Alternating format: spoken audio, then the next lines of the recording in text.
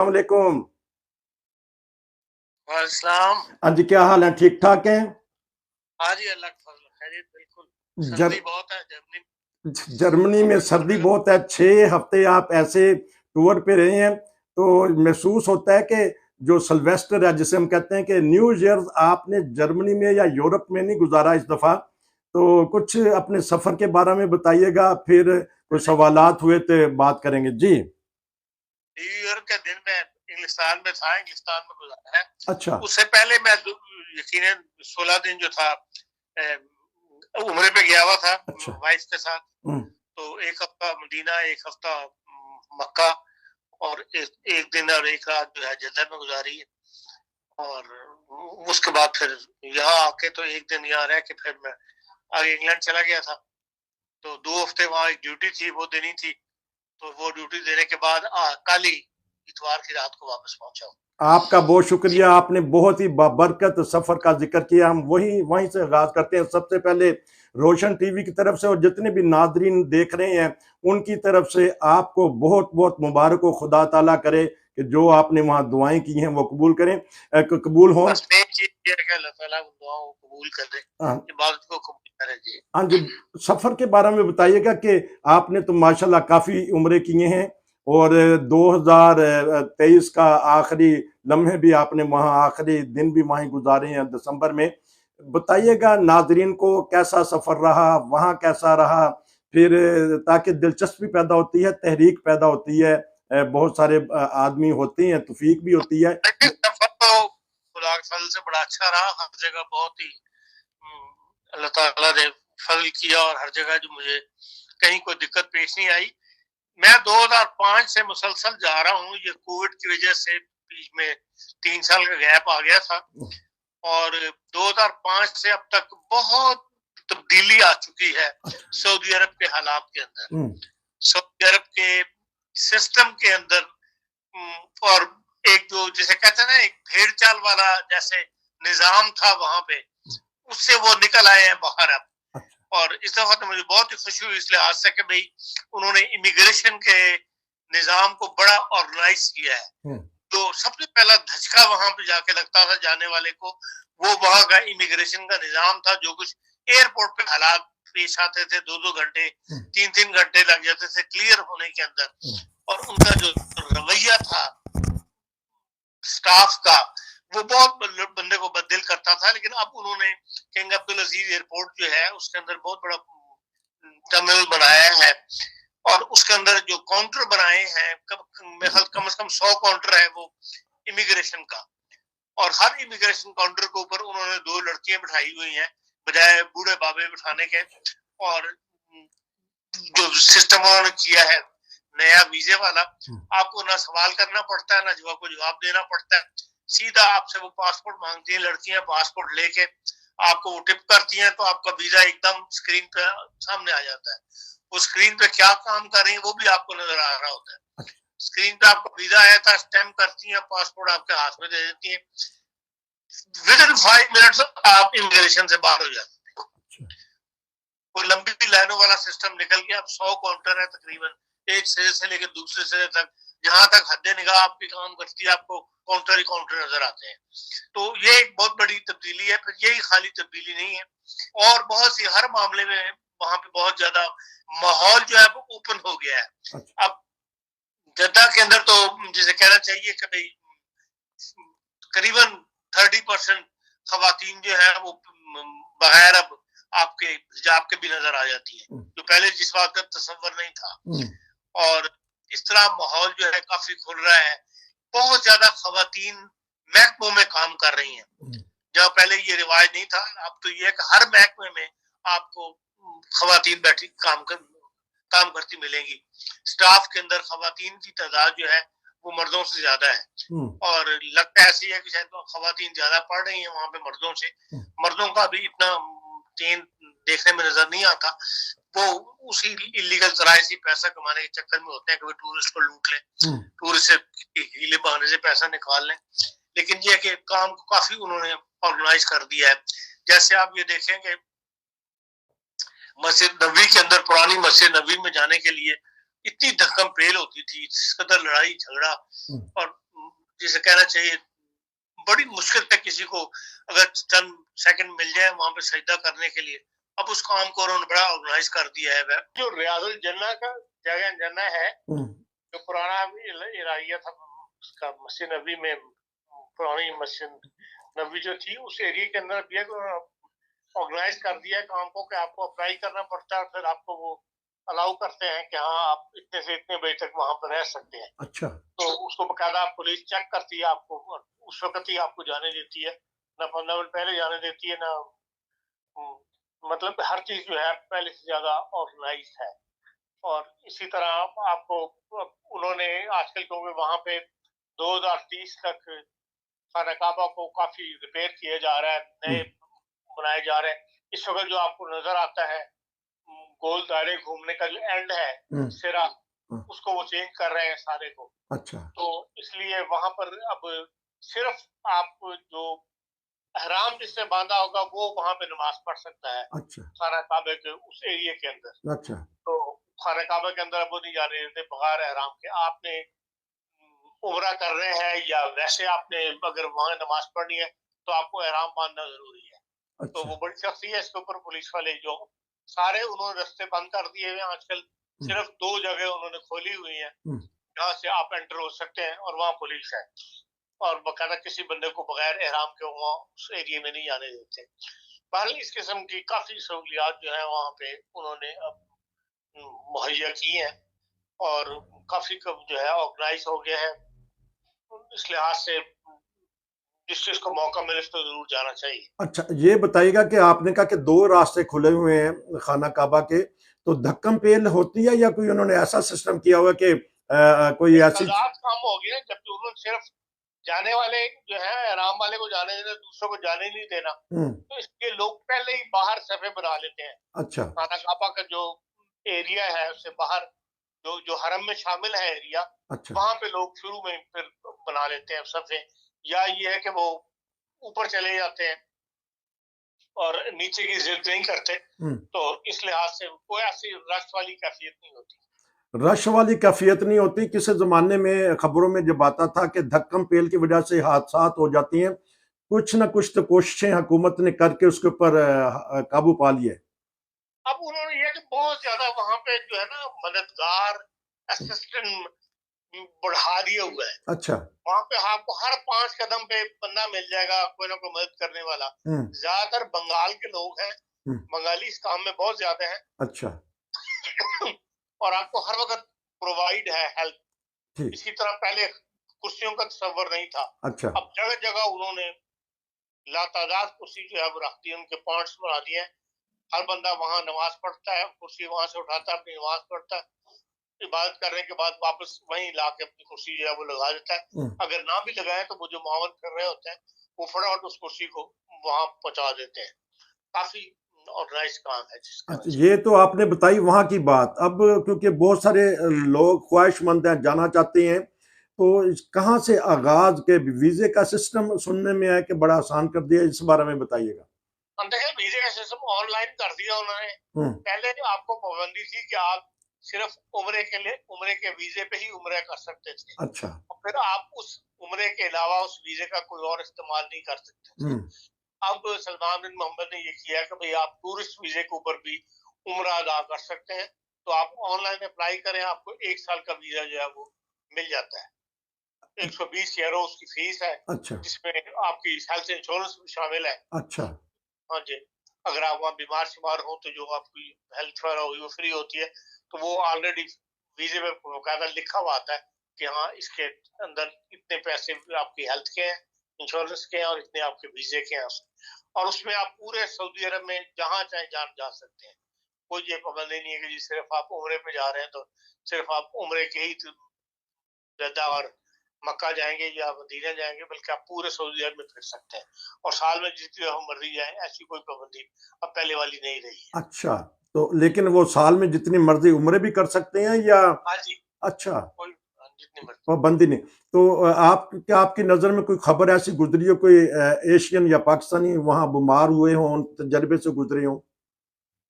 دیکھیں وہاں کیونکہ پبلک اتنی زیادہ ہوتی ہے سانس ایک دوسرے کے ٹکرا رہے ہوتے ہیں تو گلے وغیرہ کی جو ہے تکلیف وہ اکثر لوگوں کو ہو جاتی ہے, کھانستے ہوئے پتہ لگ جاتا ہے کہ یہاں بھی ساتھی لوگ کھانس پھونس رہے ہوتے ہیں. اس لحاظ سے اس کے علاوہ تو کوئی ایسی خاص بیماری نہیں. باقی یہ جہاں لاکھوں بندہ حرکت اکٹھا ہوا ہو وہاں بیماری, مطلب ہر نماز کے بعد وہاں جنازہ ہوتا ہے, یہ ایک روٹین ہے. اچھا. حرم میں ہر نماز کے بعد جنازے ہوتے ہیں. اچھا. کبھی ایک دفعہ بھی ہوتا ہے کو اناؤنسمنٹ جو اس سے پتہ لگ جاتا ہے کہ اس کے اندر اطفال بھی ہے, اس کا خاتون بھی ہے, اور اس وقت مرد کا جنازہ بھی ہے. پڑھ وہ بتا دیتے ہیں کہ آپ کس کا جنازہ پڑھ رہے ہیں. اچھا. نام شام نہیں لیتے لیکن یہ بتاتے ہیں کہ ہاں بھائی یہ جس کے جنازے پڑھے جا رہے ہیں ان میں مرد کتنے ہیں, عورتیں کتنی ہیں, اور اطفال کتنے ہیں. اچھا. تو اس لحاظ سے ہر نماز کے بعد ہوتے ہیں. تو باقی جہاں لاکھوں بندہ اکٹھا ہو رہا ہو اور تیزی سے چینج ہو رہا ہو, ہر دوسرے دن لوگ بدل رہے ہوں, وہاں ظاہر زندگی کا یہ بھی حصہ ہی ہے. تو بات تو ہوتی ہے. تو اب یہ کس بیماری میں ہوتی ہے یہ تو میں نہیں کہہ سکتا, لیکن یہ کہ بہرحال ویسے جنرل وہاں پہ کوئی ایسا پھیلی بھی بیماری نظر نہیں آتی آپ کو کہ ہاں سوائے اس کے کہ چند لوگ کھانس رہے ہوں اور کوئی یہ وہی یہ ماسک کا استعمال کرنا چاہیے, ماسک کا انتظام. اچھا, یہ وہی لوگ ہوتے ہیں جو حرم میں جن کی وفات ہوتی ہے یا سعودی عرب میں یا مکہ میں جو بھی فوت ہوتا ہے تو ان کو یہ میں نے پتہ کیا تھا وہاں پہ, وہ کہتے ہیں سسٹم یہ ہے کہ بھئی پورے سعودی عرب کے اندر بعض لوگ اس خواہش کا اظہار کرتے ہیں. ٹھیک ہے, ٹھیک ہے. ہماری جو ہے حرم میں ہماری نماز جنازہ جو پڑھائی جائے. اچھا, ٹھیک ہے. اس کے لیے سعودی عرب کے اندر باقاعدہ ایک محکمہ ہے. اچھا. پھر یہ ہے کہ جو بندہ فوت ہوتا ہے وہ پھر ان کے حوالے کرنا پڑتا ہے. اچھا. ہاں, پھر وہ رشتہ دار وغیرہ جو ہیں ان کو صرف اطلاع دے دیتے ہیں. اچھا. پھر آپ کا جنازہ اس وقت ہوگا. ٹھیک. پھر آپ کا اس میت سے تعلق کوئی نہیں ہوتا. اچھا. وہ اس کو غسل دینا, اس کو کفن پہنانا, اس کو دفنانا, وہ پھر اسی محکمے کا کام ہے. صرف رشتہ دار وغیرہ ساتھ جا سکتے ہیں دفنانے کے لیے, یا ان کو اطلاع دے دی جاتی کہ آپ کا فلانے بندے کا جنازہ فلانی نماز کے بعد ہوگا, آپ اس میں شامل ہو جائیں. لیکن یہ کہ بھئی آپ ان کو اپنی میت کو کندھوں پہ لے کے حرم میں لے کے جائیں اور وہاں جنازہ پڑھوائیں, یہ آپ نہیں کر سکتے. یہ سارا کام وہ سعودیہ کا محکمہ جو ہے وہ کرتا ہے. سارا ادارہ کام کرتا ہے تدفین وغیرہ کا. یہ ہیں عرفان خان صاحب بتا رہے. ناظرین, آپ کو کسی نے ایسی باتیں نہیں بتائی ہوں گے, کوشش کرتے ہیں ہم آپ کو چھوٹی چھوٹی بات کا بھی بتا دیا جائے. تو آپ کو جو رہائش ملی تھی خانہ کعبہ سے کتنی فاصلے پہ ملی تھی, آنا جانے میں آسانی تھی نماز وغیرہ کے لیے؟ دیکھیں وہاں ہزارہ ہوٹل ہیں, خانہ کعبہ کے 50 میٹر پہ بھی ہیں, 30 میٹر پہ بھی ہیں. اور میں 2005 میں شروع میں جب ٹھہرا تھا, جہاں پہ وہ جو آپ کا کلاک ٹاور ہے, مکہ ٹاور جس کو کہتے ہیں, اچھا, اس کے اندر 3-4 ہوٹل ہیں. تو پوری میں سے میں جو زمزم ہے, زمزم پلمان اس کا نام ہے, اسی میں ٹھہرا کرتا ہوں. تو اسی میں ٹھہرا تھا. تو اس میں یہ کہ بھئی جوان تو جتنی مرضی دور ٹھہر جائے تو پہنچ جاتا ہے. ہم لوگ جو عمر رسیدہ ہیں یا جن کو گھٹنوں کی تکلیف ہے چل لیں, تو ہم حرم سے قریب ترین ٹھہرتے ہیں.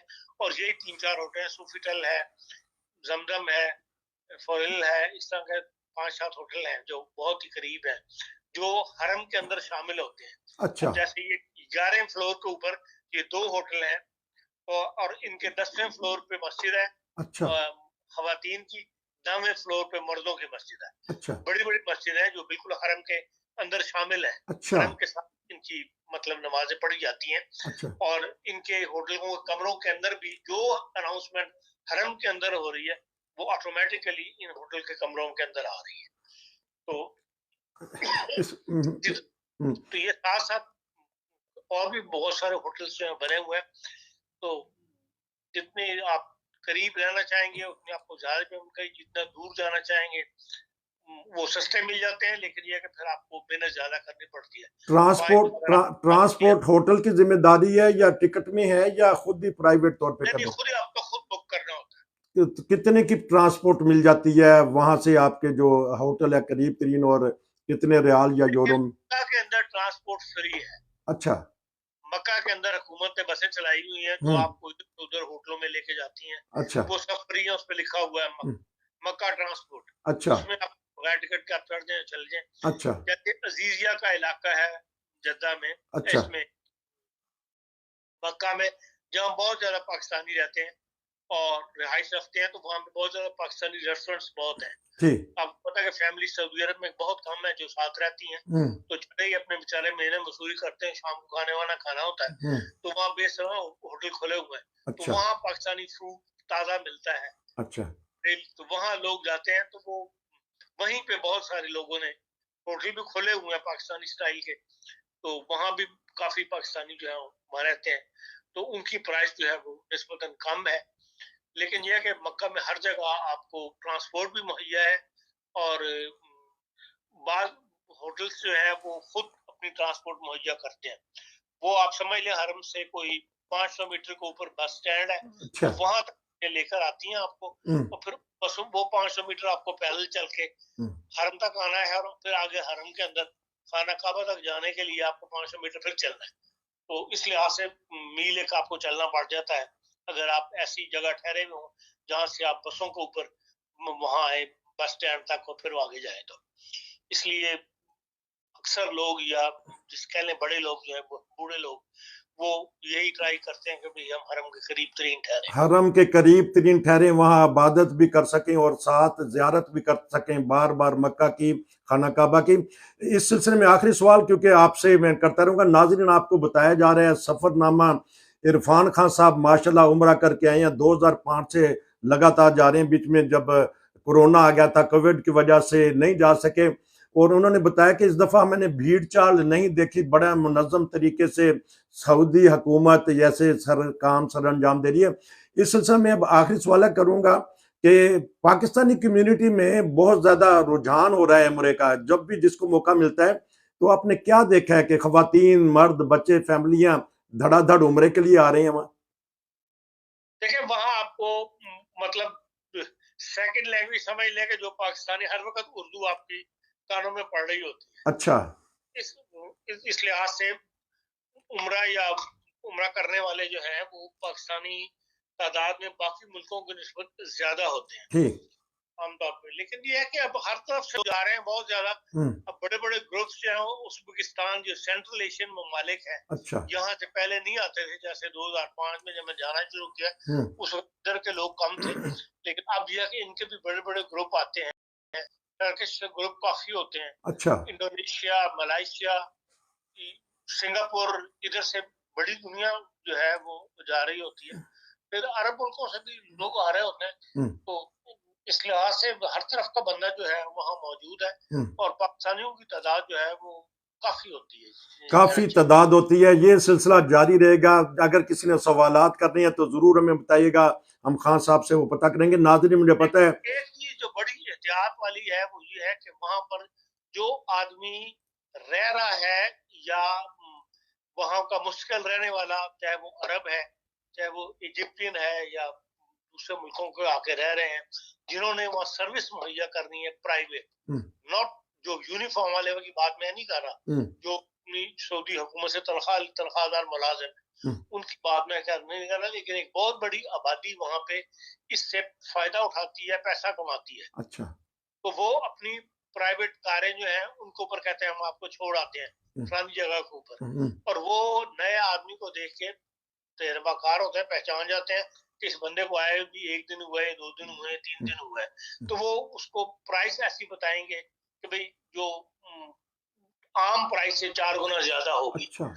جیسے جدہ سے اب آپ اترے, جدہ سے اگر آپ نے مکہ آنا ہے تو اس کے 200 ریال سے زیادہ پرائس نہیں ہوتی, لیکن شروع آپ کو جس سے پوچھیں 400 کی بات کرے گا کہ 400 کے دے دیں, 400 ریال جو ہے اس سے لوگ شروع کرتے ہیں, لیکن 2 دن کے بعد آپ کو سمجھ آتی کہ یار میں لٹ گیا, یہ تو 200 ریال ہے. تو عام طور پہ وہاں پر ادھر سے ادھر جانے کے لیے ٹیکسی کی پرائس جو ہے جو بغیر مطلب سرکاری ٹیکسی کے عام ٹیکسی جو لوگ اس قسم کے لے کے چل رہے ہیں وہ 20 ریال سے ادھر سے ادھر لے جاتے ہیں, اس سے زیادہ نہیں لیتے. لیکن جب نماز ختم ہوتی ہے تو نماز کے بعد ظاہر لوگوں نے جانا ہوتا ہے اپنے اپنے ہوٹلوں میں جو دور ٹھہرے ہوئے ہیں, تو اس وقت ریٹ بالکل اور ہوتا ہے, اور عام وقت میں حالات میں ریٹ اور ہوتا ہے. تو اس لیے ان ساری باتوں کا خیال دے آدمی کو, جو وہاں جا کے آہستہ آہستہ سیکھتا ہے انسان, شروع میں کافی پیسہ بندہ جو ہے وہ لٹا دیتا ہے ان کی बातों में आके या उनके कहने में आके। होशियार रहें, लटेरों से बचे रहें।